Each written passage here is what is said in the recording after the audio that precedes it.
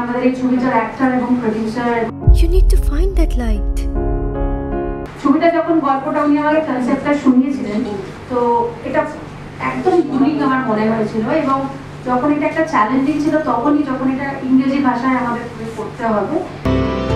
I'm gonna feel it right, embrace the light. It is very close to my heart. Honestly, I've lost all hopes.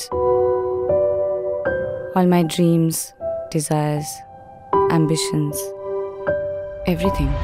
তো আমার profession engineering ম্যানেজমেন্টের, আমি executive একজন। অনেক বছর ধরে থিয়েটার সিনেমা করছি, লাস্ট বছর 3 হলো।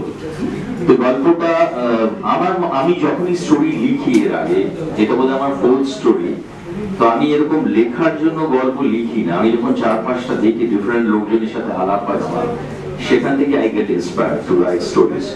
তো আমার তখন মনে হয়েছিল যে ডিপ্রেশন থেকে, সেটা স্কুলের কেউ মাধ্যমিক পরীক্ষা দিচ্ছে, ভালো রেজাল্ট করলো না, সেটা থেকে একটা আনওয়ান্টেড সিচুয়েশন হলো, কেউ হয়তো ফিল্ম লাইনে সাকসেস হচ্ছে না, সেখান থেকে এমন একটা বিপদে চলে যায়। It can be anything, it can even আমি একজন কর্পোরেটের লোক, কর্পোরেটেও সেটা হয়। তো ইট ডাজন্ট মিন এনিথিং, একটা life needs to B celebrated.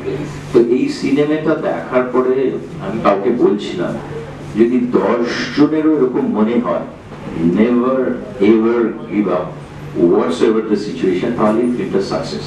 তারপরে অ্যাজ এন অ্যাক্টর অ্যাক্ট্রেস আমরা সবাই চেষ্টা করি। পায়েল খুবই একজন এফিশিয়েন্ট ডিরেক্টর, বদিদা বা বাকি আমাদের যারা কাস্ট, রিয়া আমার পাশে বসে আছে, অসাধারণ একটা গান গিয়েছে। Rise again like a phoenix.